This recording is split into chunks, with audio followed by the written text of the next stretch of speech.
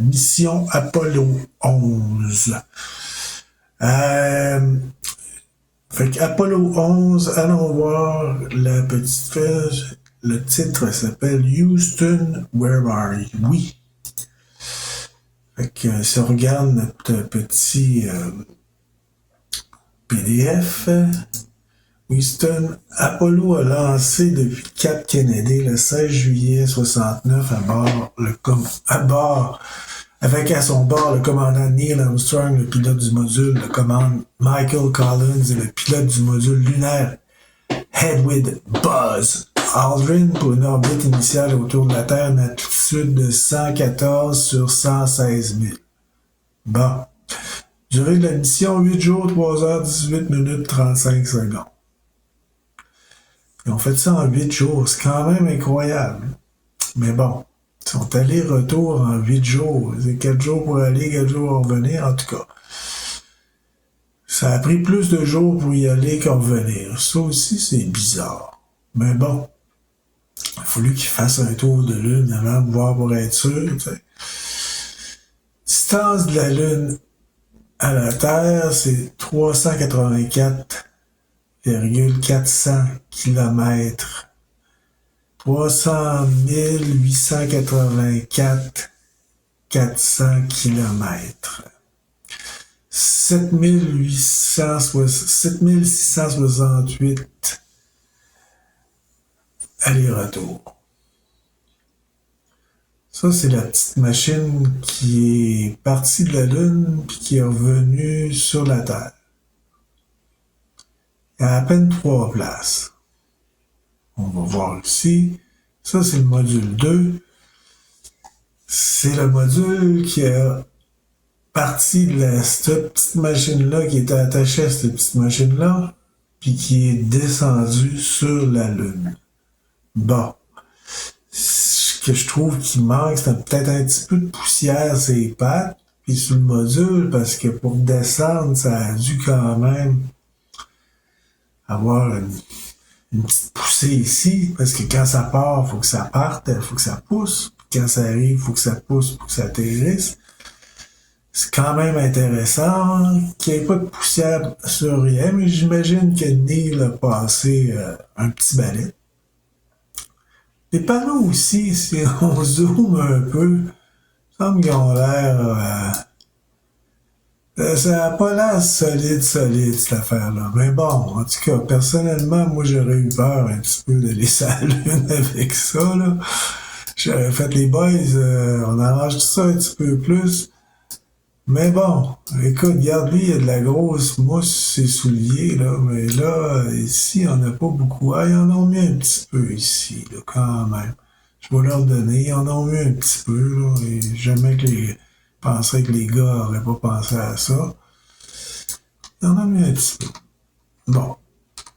Fait que si on continue ici, le module 2 a décollé de la Lune et est allé rejoindre celui du haut, le module 1, en orbite après. C'est-à-dire qu'il est décollé, il est descendu sur la Lune, après ça, il est allé remonter. Il fallait qu'il rejoigne en même temps. Il fallait qu'il soit bien synchronisé parce que faut qu'il se rattache pour qu'il puisse rentrer dans l'autre module. Hein. Il ne peut pas avoir un échappement d'air. Je sais pas c'est où vraiment.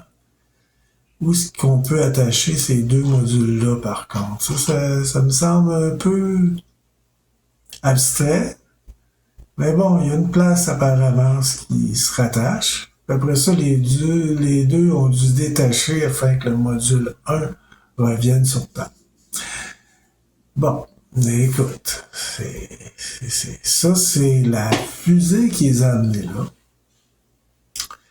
Fait que c'est premier descent, pas deuxième floor. Fait que ça, c'est dans le combustible, mais ce combustible-là, c'est ce que ça a pris pour se rendre. OK?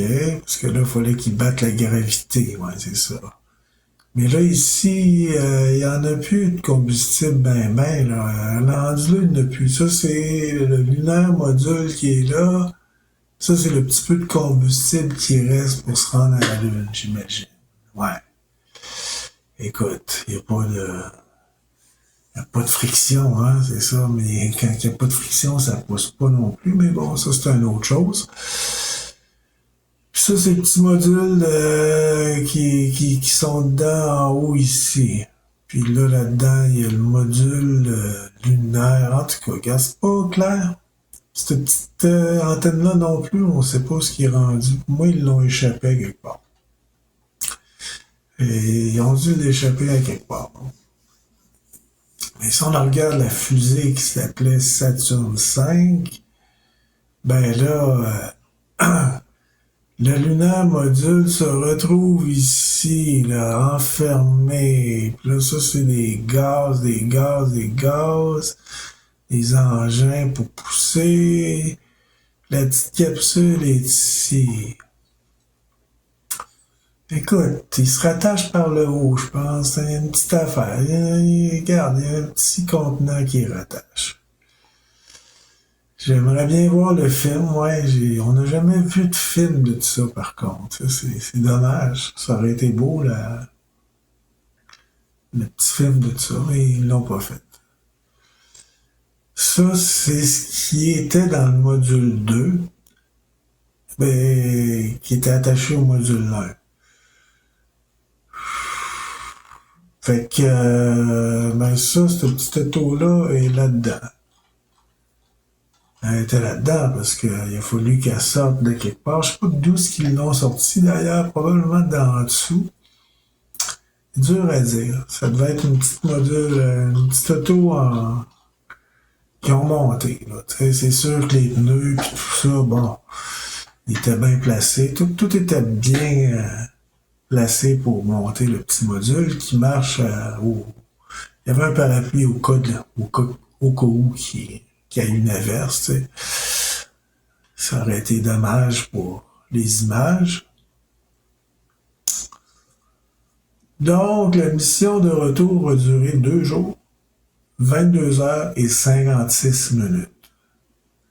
56 minutes. 2 heures 56, 22 heures 56. 56, 5 plus 6, 11, 22 divisé par 11. 11, c'est Apollo 11. Ouh, 11 plus 11 plus 11, 33. Oh, les francs-maçons, toi. Donc, si le module a pris ce temps pour le retour, simplifions à 3 jours, ce qui équivaut à 72 heures pour le retour. 384 400 km de distance parcourue en 72 heures. Quelle est la vitesse du module pour 1 heure? On va aller voir ça.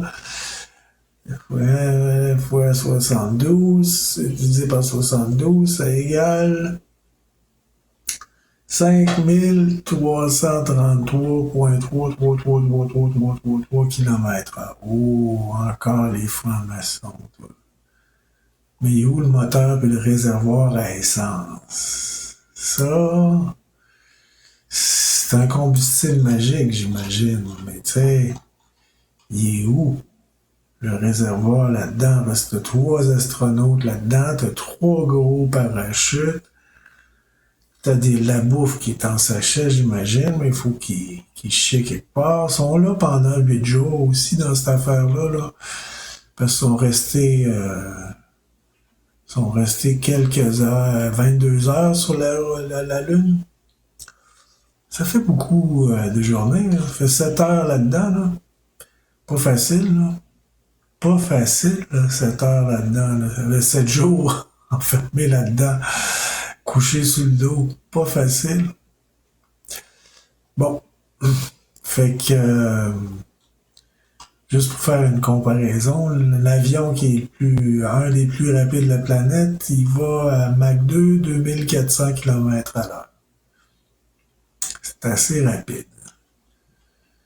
Et ça y peut voler pendant 1 heure, et ça y prend 1h10 avec un ravitaillement d'essence. Fait que, 1h10. Puis ça a volé pendant 72 heures à 5333 km/h avec 3 hommes à bord, de la nourriture, des toilettes à moins qu'ils chiaient dans leurs culottes, 3 immenses parachutes, pas de ravitaillement de combustible, C'est fort. C'est fort. C'est fort. On peut le dire encore, c'est vraiment fort. Ça doit être la place où oui, on va coter l'autre petit module. Ouais. C'est peut-être en dessous. Ouais, écoute. Sans compter qu'il fallait d'abord y aller, qui ont pratiquement passé 8 jours à l'intérieur sans pouvoir bouger. À part les 27 heures. Bon. Comment peut-on avancer dans le vide aussi? Ça, c'est un mystère pour moi, parce que pour pouvoir avancer, les lois de l'aérodynamisme demandent qu'une propulsion pousse sur quelque chose de dense, comme de l'air ou de l'eau. Comme toute forme de communication, des ondes, mais ça prend aussi de l'air, de l'eau, ça prend une matière qui est capable de transmettre des ondes. Le vide, c'est impressionnant comme ça transmet rien. Ça a été même démontré en laboratoire. Fait que, bienvenue dans le merveilleux monde de Walt Disney et Wernher von Braun, directeur et créateur de la NASA, ancien commandant nazi sous Hitler. 2 francs-maçons, 33e degré en passant.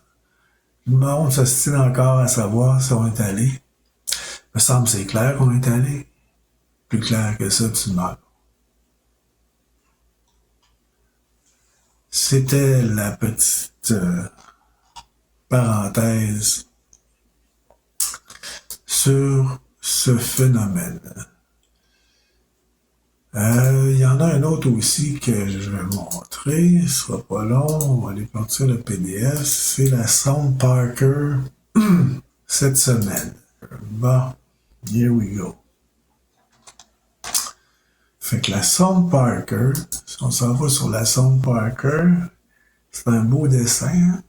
Un beau dessin.